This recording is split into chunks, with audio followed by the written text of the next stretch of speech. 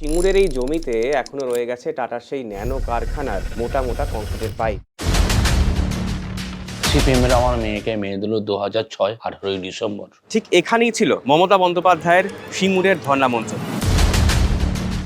কৃষি আমাদের ভিত্তি, শিল্প আমাদের ভবিষ্যৎ। দল ক্ষমতায় আসার আগে একরকম ছিল। আপনি দেননি না, আমরা চাই অনিচ্ছুক কৃষকরা জমি ফেরত পাক। পশ্চিমবাংলায় বামফ্রন্ট সরকার গরিব মানুষ যে জমি পেয়েছিল, কে নরেন্দ্র মোদী। বছর 20 আগে হুগলির এই জনপদে রাজ্য রাজনীতির মোড় ঘুরিয়ে দিয়েছিল। তৃণমূল কংগ্রেস আজকে দেশের বিকল্প, এটা মাথায় রাখবেন। কৃষি জমি রক্ষার আন্দোলন, দিনের পর দিন অবরুদ্ধ থাকা দুর্গাপুর এক্সপ্রেসওয়ে, মমতার ধর্ণা, ন্যানো কারখানা অসমাপ্ত রেখে রতন টাটার ফিরে যাওয়া। সিঙ্গুর বললেই এই সব ছবি ভেসে আসে। আজ 20 বছর পর কেমন আছে সিঙ্গুর?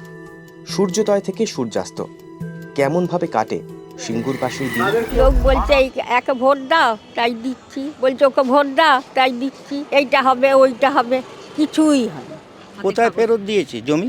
কে বলেছে আপনাকে জমি ফেরত দিয়েছে? আমার মেয়ের বিয়ের জন্য আমি এখানে 4 কাঠা জমি বিক্রি করব, আমাকে বিক্রি করে দেখান। যে কিনবে সে তো বলবে আমি দলিল করব, আমি অমুক করবো, আমি তুমুক করবো, বলবে তো? পারবে না। এটা তো দিয়েছে পাট্টা। এটা তখনকার বামফ্রন্ট আমলে 999 একর জমি লিজ নিয়েছিল 99 বৎসরের। এটা কটা চাষি জানে না। সাধারণ মানুষ তো অত গুছিয়ে বলতে পারেন না। আমরা যাদের কাছে গেছি তারা এক লাইনে বলছে টাটাকে চাই, মানে তারা চাইছে টাটা বা শিল্প আবার ফেরত আসুক। দেখুন, সিঙ্গুরকে ব্যবহার করে অনেক রাজনৈতিক ব্যক্তিত্ব তাদের জীবনে অনেক কিছু পেয়েছেন। কেউ মুখ্যমন্ত্রী হয়েছেন, কেউ অন্য মন্ত্রী হয়েছেন, কিন্তু সাধারণ কৃষক যারা ইচ্ছুক বা অনিচ্ছুক দুপক্ষেই ছিলেন, তাদের ভাগ্যে কিন্তু কিচ্ছু জোটেনি। আজ বিজেপি এ কথা বললেও 2006 সালের ডিসেম্বরে মমতা বন্দ্যোপাধ্যায়ের কলকাতার অনশন মঞ্চে এসে তৎকালীন বিজেপি সভাপতি রাজনাথ সিং বলেছিলেন, সিঙ্গুরের জমি অধিগ্রহণ বন্ধ না হলে সরকারের সঙ্গে আলোচনার প্রশ্নই নেই। আমরা ভালোই ছিলাম, টাটা আসছে, আমরা অনেক কিছু ফেসিলিটি পেয়েছি। গার্ডের চাকরি পেয়েছিলাম, প্রথম ঢুকে 2100 টাকা করে দিত, যখন 5 দেয়। দেওয়ার পর টাটা যখন দিদি তাড়ার পর কিন্তু টাটা আমাদের 700 ছেলেকে 10,000 করে টাকা ব্যাংকে ভরে দিয়েছিল। না, আমরা টাটা চাইনি চলে যাক।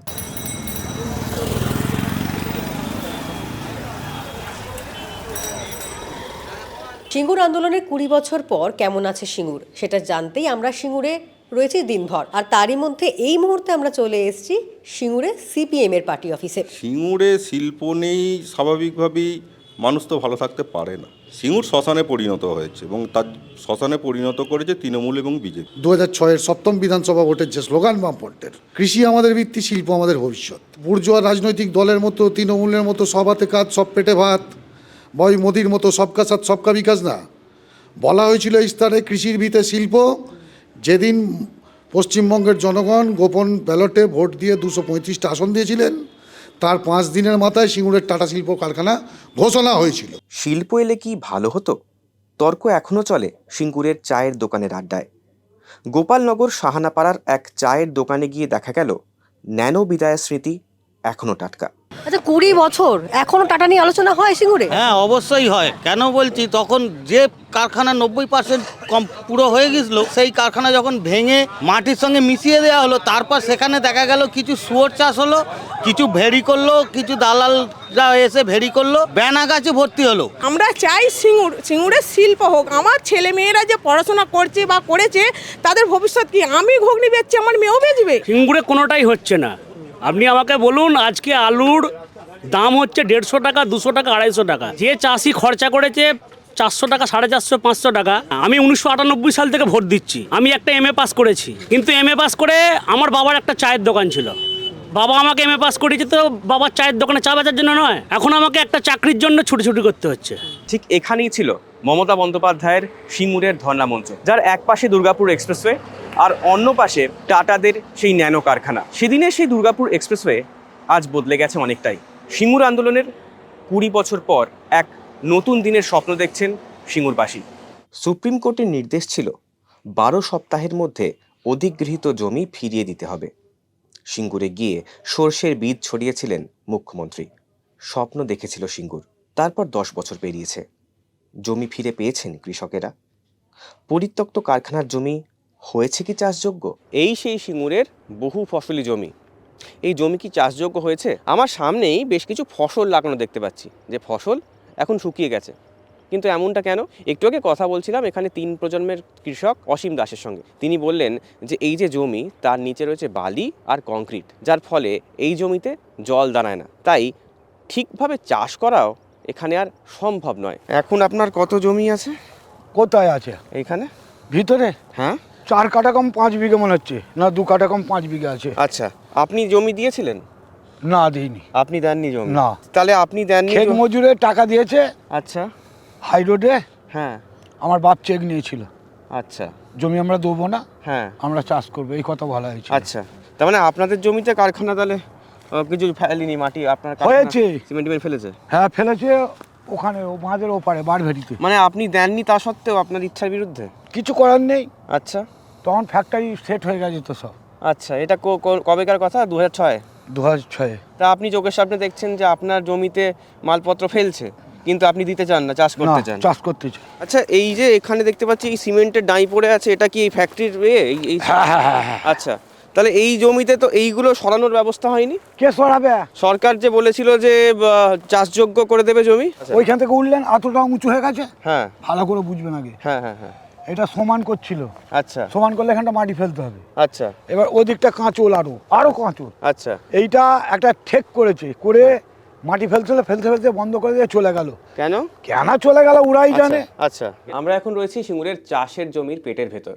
হ্যাঁ, পেটের ভেতরই বলা চলে, কারণ সিঙ্গুরের এই জমিতে এখনো রয়ে গেছে টাটার সেই ন্যানো কারখানার মোটা মোটা কংক্রিটের পাইপ। শুধু এই একটা জায়গা নয়, এই চারপাশে যত জমি রয়েছে সেই জমিতে এরকমই পাইপ রয়ে গেছে। কিছু পাইপ তোলা হয়েছে আর কিছু পাইপ রয়ে গেছে এইভাবেই মাটির ভেতরে। আলু এখন কত দামে বিক্রি করছেন? আলু? হ্যাঁ, আলু যা হয়েছে বলে দাম নেই, 300 টাকার প্যাকেট বিক্রি করেছি। দেখতেই পাচ্ছেন চোখের সামনে। কেউ কেউ চেষ্টা করেছেন ক্রেন এনে যতটা সম্ভব মাটি তুলে আবার নতুন করে ফসল ফলানোর, কিন্তু সেই চেষ্টা যে কতটা সফল তা বোঝাই যাচ্ছে। আচ্ছা, এই জেসিবি কত টাকা নেয়? 1000 টাকা ঘন্টা নেয়। 1000 টাকা ঘন্টা? হ্যাঁ। বাবা, কতক্ষণ থাকে? কতক্ষণ বলতে ঘন্টা হিসেবে তো। হ্যাঁ, তা ওই 1 ঘন্টা থেকে কতটা তোলা যায়? হাফ কাটাও করতে পারে, 1 কাটাও করতে পারে। সিঙ্গুর আন্দোলনের কথা এখন সরকারি স্কুলের ইতিহাস বইতে।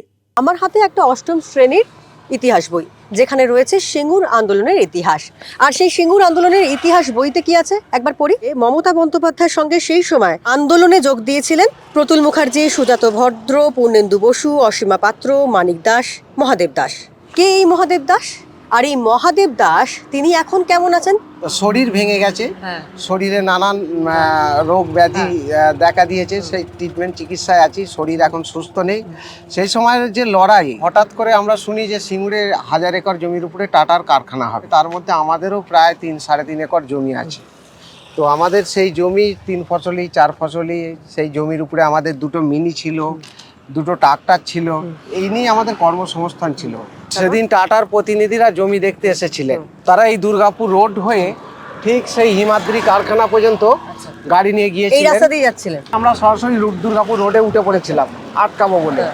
তখন টাটার সেই গাড়ি কনভয়, বিরাট কনভয়, তারা সোজাসুজি এইখান থেকে বেরিয়ে সানাপাড়া হয়ে, গোপালনগর ঘোষপাড়া হয়ে, একদম গোপালনগর পাতকতলা হয়ে একদম উজ্জ্বল সংঘের ওইখানে ঢুকে পড়ে। তখনই আমরা ওইখানে আমাদের কথা বলতে শুরু করি যে আমাদের জমি নেওয়া যাবে না। মানে গাড়িটা আটকে দিয়েছিলেন? হ্যাঁ, তখনই গাড়িটা আটকে বলতে শুরু করি যে আমাদের জমি নেওয়া যাবে না। আমাকে লাঠি খেয়েছেন কখনো? পুলিশের লাঠি খেয়েছি, মানে মাঠে দাঁড়িয়ে খেয়েছি। 2রা ডিসেম্বর 2006-এ, সেদিন আর পুলিশের লাঠিকে রুখতে পারিনি। মুকুলদা আমাকে বলেছিল যে তুই ধরা দিবি না, তোকে ধরে নেওয়ার, তোকে 2-4 দিন আগে তুলে নেওয়ার ওদের পরিকল্পনা আছে।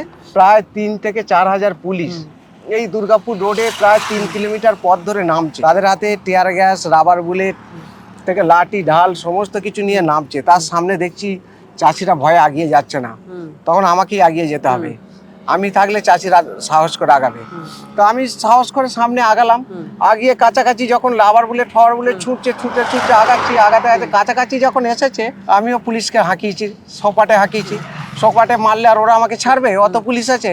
এইবার মারামারি কস্তাকস্তি করতে করতে কোনো গতিকে ওদের হাত থেকে ছিনিয়ে আমরা 2-5 জন বেরিয়েছিলাম। সেদিনে যা মার, সেদিনে উপরওয়ালার বুদ্ধিতে বেঁচেছিলাম। 2006 সালের অগ্নিগর্ভ সিঙ্গুরে খুন হন তাপসী মালিক। সিঙ্গুরের অধিগৃহীত জমিতে পাওয়া যায় তাঁর দেহ। তাকে ধর্ষণ করে হত্যার মামলা ওঠে আদালতে। সিঙ্গুরের বাজেমেলিয়ায় রয়েছে তাপসীর স্ট্যাচু। আন্দোলন ও তার পরবর্তী সময়ে মমতা বন্দ্যোপাধ্যায়ের ছায়া সঙ্গীর মতো থাকতেন মনোরঞ্জন মালিক, তাপসীর বাবা। ইদানিং তো তাঁকে আর তৃণমূলের সভামঞ্চে দেখা যায় না। কেন? কোথায় তিনি? আজ কেমন আছে তাপসীর পরিবার? খোঁজ নিতে আমরা পৌঁছে গিয়েছিলাম তাঁদের বাড়িতে। দেখুন, আমার মাত্র একটাই মেয়ে ছিল। সিপিএমের আমার মেয়েকে মেয়ে দিল 2006 18ই ডিসেম্বর। কিন্তু মেয়ের শোক তো ভোলা যায় না। মেয়ের চিন্তা আছেই। সন্তান সব থেকে বড় জিনিস। সন্তান যদি চলে যায়, সেখানে বাবা মার কী অবস্থা হতে পারে। আমার মেয়েকে যারা মেরেছে তার বিচারের জন্য আমি দিদির সঙ্গে ছিলাম। বিচার হলো কই? হয়েছিল কিছুদিন, 6 মাস লোহার কোর্টে জেল, মানে ওরা জেল খেটেছিল। তারপর হাইকোর্ট থেকে বেল পেয়ে এখন ঘুরে বেড়াচ্ছে। আর একজন, সে তো মহান কাজ করেছে, সে তো উপরওয়ালা তাকে নিয়ে নিয়েছে। কুষ্ঠব্যাধি হয়ে উপরওয়ালা তাকে নিয়ে নিয়েছে। আর দেবু মালিক, সে এখন ঘুরে বেড়াচ্ছে। দেখলে আমার খুব খারাপ লাগে, মনটা তখন খুব খারাপ হয়ে যায়। কিন্তু এখনো পর্যন্ত সেরকম কিছু হলো না। এই ধরুন 2000 টাকা দিচ্ছে ক্ষেত মজুর, 2000 টাকা দিচ্ছে, 16 কিলো চাল দিচ্ছে। তারপর এবার নানান দিক থেকে যেসব প্রকল্প আছে, প্রকল্প থেকে সব কিছু ব্যবস্থা করছে। তখন মাছের ব্যবসা করতাম, মেয়ে মারা যাওয়ার পর থেকে ব্যবসা বন্ধ হয়ে গেল। কেন? তখন তো আমি আর মাছের ব্যবসা করলে আর দিদির সঙ্গে ঘুরতে পারবো না। দিদির সঙ্গে তো মানে আমি তো সারা বিশ্ব ঘুরেছি। আমি তখন তো বাড়িতে থাকতাম না। আমি তখন থাকতাম দিদির বাড়ি কালীঘাটে। ওখান থেকে প্রোগ্রাম হয়ে যেত, কোন জায়গায় যেতে হয় প্রতিদিনের। তখন আমি সব ছিলাম, আমি ছাড়া চলতো না। কিন্তু এখন একটু কমে গেছে। দিদি এখন মুখ্যমন্ত্রী হয়ে গেছেন, এখন নানান কাজ নানানে, সেই হিসাবে আমি মনে কিছু করি না। রাস্তার ধারের ঝোপে ঝিঁঝির ডাক, আর ন্যানো কারখানার সেই জমি থেকে তখন ভেসে আসছে শেয়ালের হুক্কাহুয়া। সূর্য তখন ডুবু ডুবু। অলিগলি এ বাঁক ও বাঁক পেরিয়ে পৌঁছলাম সিঙ্গুরের বাসুবতীতে। গ্রামের দুর্গামণ্ডপ পেরিয়ে 150 বছরের পুরনো করিবর্গার বাড়ি। গৃহকর্তা রবীন্দ্রনাথ ভট্টাচার্য, সেই আন্দোলনের প্রাণপুরুষ, সিঙ্গুরের মাস্টার মশাই। বয়স 90 পেরিয়েছে, পায়ে জটিল সমস্যা, ব্যান্ডেজ বাঁধা। সেদিনের আন্দোলনের নেতা আজ কি বলছেন? হঠাৎ বলল যে আমাদের জমিগুলো সরকার সব কেড়ে নিচ্ছে। আমি কেন কেড়ে নিচ্ছে? বলে টাটাকে শিল্প গড়বার জন্যে আমাদের জমিগুলোকে জোর করে এখান থেকে কেড়ে নিচ্ছে। আপনি কিছু বলবেন না? আপনি তো আমাদের প্রতিনিধি, আপনাকে আমরাই তো পাঠিয়েছি। আমি বললাম যে আগে তো সিঙ্গুরের সেই অধিবাসীদের কথা আমি শুনবো, শুনে তারপর আমার সিদ্ধান্ত নেব। সবাই মিলে একসঙ্গে জমি অধিগ্রহণের প্রতিবাদ করেছিলাম। সেই আন্দোলনের ব্যর্থতার কথাই বলবো। জমি রক্ষার আন্দোলন, জমিও রক্ষা করতে পারেনি, টাটাকেও শিল্প প্রতিষ্ঠান টাটাও করতে পারেনি। সেই উর্বর জমিগুলো, 2 ফসলি 3 ফসলি জমিগুলো আজকে বন জঙ্গল হয়ে পড়ে আছে। আমি দুর্নীতির সঙ্গে জড়াতে চাইনি, এটাতে আমার কোনো আক্ষেপ নেই। বরঞ্চ আমি সগর্বে বলবো যে আমি সেই দুর্নীতিকে প্রত্যাখ্যান করেছি।